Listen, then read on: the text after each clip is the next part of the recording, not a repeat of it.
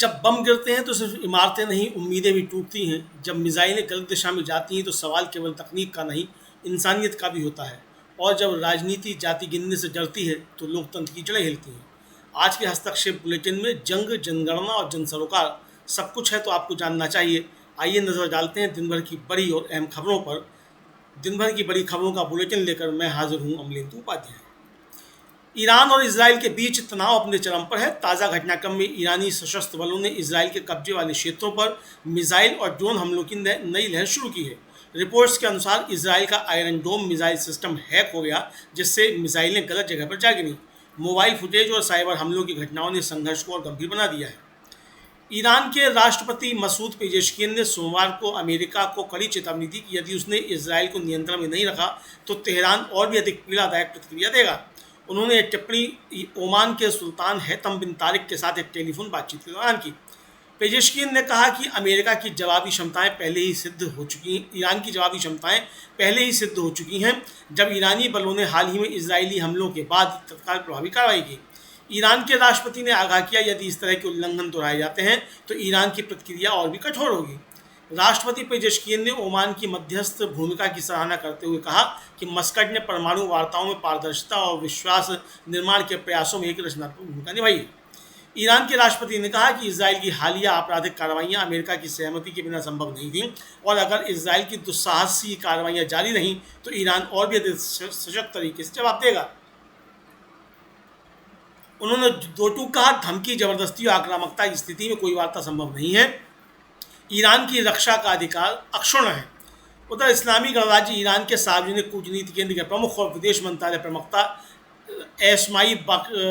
इस्माइल बाकई ने ट्वीट किया कि सोमवार की शाम मैं कल के इजरायली मिसाइल विस्फोट में घायलों का अभिवादन करने के लिए ताजरी शहीदों के अस्पताल गया। इजरायली शासन की मिसाइल अस्पताल के ठीक बगल में सड़क के सामने लाल बत्ती के पीछे पैदल यात्रियों कारों पर गिरी, जिसमें 70 लोगों की जान चली गई और 46 अन्य घायल हो गए। यह शब्द के सबसे सही अर्थों में युद्ध अपराध है। क्षेत्र में पानी की पाइप के फटने और बाढ़ आने के कारण एक मासूम 3 वर्षीय बच्चा डूब गया। शहीदों में एक गर्भवती महिला, एक 16 वर्षीय किशोर जिसने अपनी अंतिम परीक्षा पास कर ली थी, एक मजदूर, 2 टैक्सी चालक और कई अन्य नागरिक शामिल थे। जिन घायलों से हमें मिला उनमें कोमा में पड़े एक युद्ध के अनुभवी, फेफड़ों की सर्जरी का इंतजार कर रहे एक युवा हेयरड्रेसर, एक स्नैप ड्राइवर भी बेहोश था और एक अफगान शरणार्थी जिसके दोनों हाथ घायल थे। मैं अस्पताल के डॉक्टरों और नर्सों के उत्साह और देखभाल से प्रभावित हुआ, जिन्होंने एक हंसमुख और निस्वार्थ चेहरे के साथ उसका इलाज किया। गाजा के दक्षिणी हिस्से में खान यूनिस के अल्ताहिलिया राउंड अबाउट पर उस समय कोहराम मच गया, जब सहायता सामग्री के इंतजार में खड़े सैकड़ों फिलिस्तीनियों पर इजरायली सेना ने अकारण हमला कर दिया। इस हमले में कम से कम 45 नागरिकों की जान चली गई और दर्जनों गंभीर रूप से घायल होने का समाचार है। गाजा के स्वास्थ्य मंत्रालय ने स्थिति को अभूतपूर्व आपातकाल बताया है। गाजा के स्वास्थ्य मंत्रालय के बयान के अनुसार आपातकालीन गहन देखभाल और ऑपरेशन थिएटर नासेल मेडिकल कॉम्प्लेक्स में पूरी तरह भर चुके हैं। हर कोने में घायल और शव पड़े हैं। ये हमला ऐसे समय हुआ जब अल ताहलिया राउंड अबाउट को गाजा ह्यूमैनिटेरियन फाउंडेशन के तहत एक सहायता केंद्र के रूप में चिन्हित किया गया था। इस संस्था को अमेरिका और इसराइल का समर्थन प्राप्त है और ये केंद्र इजरायली सैन्य नियंत्रण वाले क्षेत्रों में स्थित है। आलोचकों ने इन स्थलों को मानव वधशाला कहकर निंदा की है। इसराइल पर पहले से ही युद्ध अपराधों के आरोप लगते रहे हैं और अब मानवीय सहायता के दौरान नागरिकों की जान लेने को लेकर सवाल और भी गंभीर हो गए हैं। विभिन्न मानवाधिकार संगठन इस हमले को अंतर्राष्ट्रीय मानवाधिकार कानून का उल्लंघन मान रहे हैं। गाजा में यह हालिया हमला सिर्फ एक सैन्य कार्रवाई नहीं, मानवीय त्रासदी का प्रतीक बन गया है, जब भूखे और पीड़ित लोग सहायता की आस लेकर लाइन में खड़े हों और उन्हें वही मौत मिले जो तो यह सिर्फ युद्ध नहीं, संवेदनाओं की भी हत्या है। डोनाल्ड ट्रंप ने अपनी चुप्पी तोड़ते हुए कहा है कि उनका वाशिंगटन वापसी का युद्ध विराम से कोई लेना देना नहीं है। फ्रांसीसी राष्ट्रपति मैक्रो के दावे को उन्होंने गलत बताया और प्रचार की तलाश बताया। G7 शिखर सम्मेलन से अचानक रवाना हुए ट्रंप और वाशिंगटन में अपने राष्ट्रीय सुरक्षा कारणों के साथ इमरजेंसी बैठक कर रहे हैं। ईरान इजराइल युद्ध के बीच ट्रंप का यह रुख अंतर्राष्ट्रीय समुदाय के लिए चौंकाने वाला माना जा रहा है। कांग्रेस ने एक बार फिर जनगणना के साथ जातिगत जनगणना कराने की अपनी मांग दोहराई है। पार्टी महासचिव सचिन पायलट ने आज एक प्रेस वार्ता में कहा कि कांग्रेस और नेता विपक्ष राहुल गांधी लंबे समय से जातिगत जनगणना की मांग कर रहे हैं। यह मांग केवल राजनीति नहीं बल्कि नीति निर्माण और सामाजिक न्याय से जुड़ी है। उन्होंने कहा कि जब तक हमारे पास ठोस आंकड़े नहीं होंगे हम यह तय नहीं कर सकते कि देश के किस वर्ग को क्या जरूरत है और उन्हें क्या मिल रहा है। कांग्रेस ने बताया कि जातिगत जनगणना का उद्देश्य है कि देश के विभिन्न वर्गों की आर्थिक, शैक्षणिक, सामाजिक स्थिति को समझने के लिए, सरकारी योजनाओं का लाभ किन किन तबकों तक पहुंच रहा है या जानने के लिए, समाज के हर वर्ग की संस्थागत भागीदारी कितनी है जानने के लिए और नीति निर्माण में भागीदारी सुनिश्चित करने के लिए जातिगत जनगणना जरूरी है। सचिन पायलट ने कहा कि मोदी सरकार ने शुरुआत में इस मांग को खारिज करते हुए इसे अरबन नक्सलवाद करार दिया था। बाद में भारी विरोध के दबाव में सरकार ने जातिगत जनगणना की बात स्वीकार की, लेकिन अब एक बार फिर इससे पीछे हटने के संकेत मिल रहे हैं। उन्होंने कहा कि 570 करोड़ रुपए के आवंटन से क्या आप जनगणना कराएंगे? यह तो जनता को धोखा देने जैसा है। सचिन पायलट ने तेलंगाना सरकार द्वारा किए गए जातिगत सर्वे को एक सफल उदाहरण बताते हुए कहा कि वहां सरकारी अफसरों के बजाय एनजीओ और टेक्निकल विशेषज्ञों को जोड़ा गया, जिससे सर्वे सटीक और भरोसेमंद रहा। पायलट ने आरोप लगाया कि मोदी सरकार महिला आरक्षण की तरह जातिगत जनगणना को भी लटकाने की राजनीति कर रही है। उनका कहना है कि सरकार ने अब तक औपचारिक अधिसूचना भी जारी नहीं की है। कांग्रेस महासचिव ने सरकार के बजट आवंटन पर भी सवाल खड़े किए। जहां देश में जनगणना के लिए अनुमानित खर्च 10,000 करोड़ है, वहीं सरकार ने 2025-26 के बजट में केवल 570 करोड़ का प्रावधान किया है। इससे सरकार की मंशा पर स्वाभाविक रूप से शक पैदा होता है। कांग्रेस की मांग है कि राष्ट्रीय स्तर पर जातिगत जनगणना जल्द से जल्द कराई जाए, तेलंगाना मॉडल को अपनाया जाए, पर्याप्त बजट आवंटन हो, जातिगत जनगणना को राजनीति से ऊपर उठकर सामाजिक न्याय के मुद्दे के रूप में देखा जाए। सचिन पायलट की इस प्रेस कॉन्फ्रेंस से कांग्रेस ने स्पष्ट कर दिया है कि जातिगत जनगणना सिर्फ आंकड़ा नहीं बल्कि सामाजिक समानता की नींव है। अब देखने वाली बात होगी कि मोदी सरकार इस मुद्दे पर क्या ठोस कदम उठाती है या यह भी एक चुनावी जुमला बनकर रह जाएगा। दूसरी तरफ कांग्रेस महासचिव जयराम रमेश ने विमानन सुरक्षा में मोदी सरकार की लापरवाही पर चिंता जताई। डीजीसीए, बीसीएएस और एएआई में भारी स्टाफ कमी को लेकर उन्होंने सवाल उठाए। जयराम रमेश ने भारत सरकार के विमानन क्षेत्र में सुरक्षा को लेकर मोदी सरकार पर गंभीर आरोप लगाए हैं। उन्होंने कहा कि सरकार नागरिक उड्डयन क्षेत्र की सुरक्षा को प्राथमिकता नहीं दे रही है और ये लापरवाही चिंताजनक है।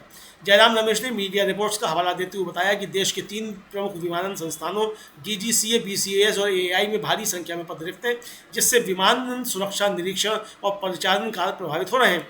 उन्होंने कहा कि डीजीसीए में 53% पद खाली हैं, बीसीएएस में 35% पद खाली हैं, एएआई में 17% पद खाली हैं। उन्होंने सवाल उठाया, जब देश के विमानन सुरक्षा से जुड़े विभाग आधे से भी कम स्टाफ पर चल रहे हैं, तब सुरक्षित उड़ानों की गारंटी कैसे दी जा सकती है।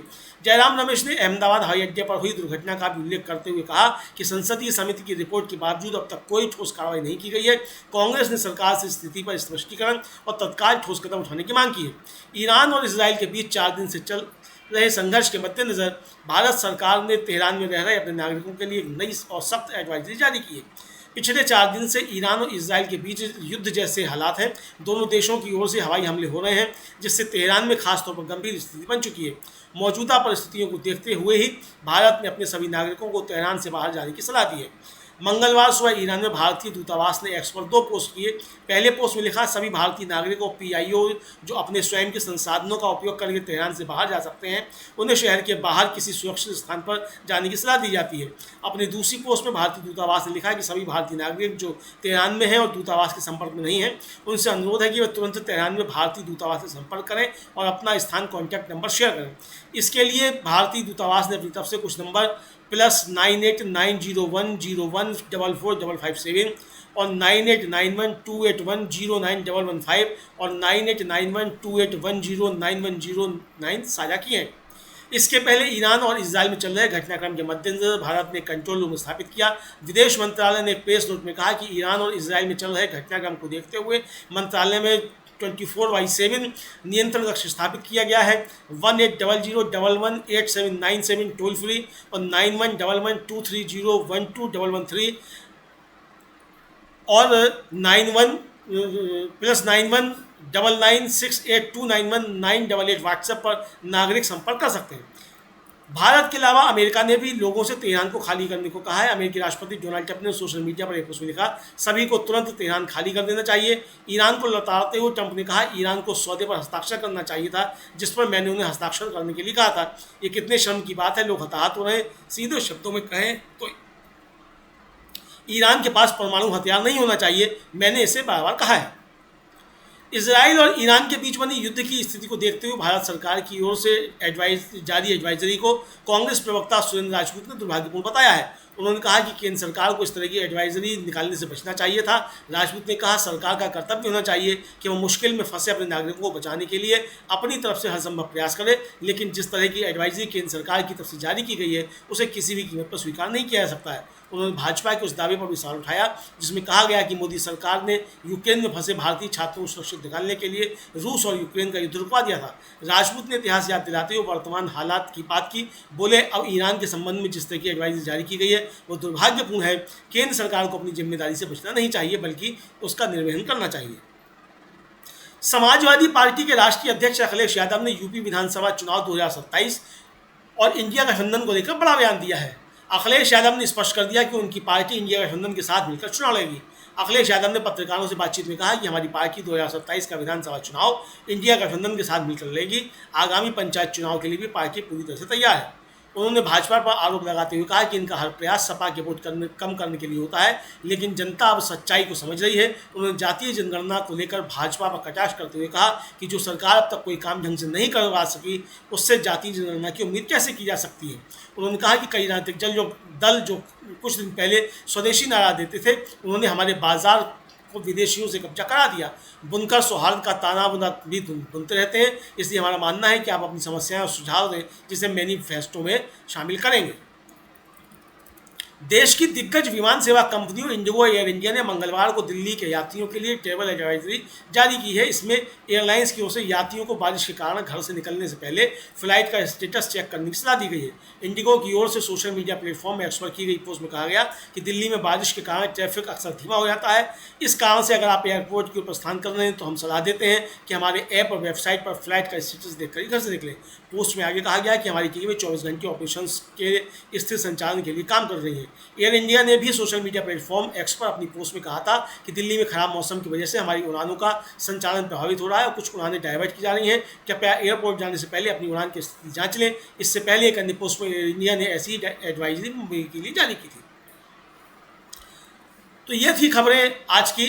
ईरान और इजराइल के बीच युद्ध की आंच अब सियासी गलियारों से होती हुई मानवीय चेतना तक पहुंच गई है और भारत में सवाल सिर्फ जातियों की गिनती का नहीं, हक और हिस्सेदारी का है। जब संसद से सड़क तक लोग जवाब मांगते हैं तो मीडिया का फर्ज बनता है सवाल पूछना, और हस्तक्षेप का मकसद है इन्हीं सवालों को आवाज़ देना। आप जुड़े रहिए, सोचिए, समझिए और हस्तक्षेप करते रहिए। मिलते हैं अगले बुलेटिन में, तब तक के लिए मुझे यानी अमलेंदु उपाध्याय को दीजिए अनुमति। नमस्कार।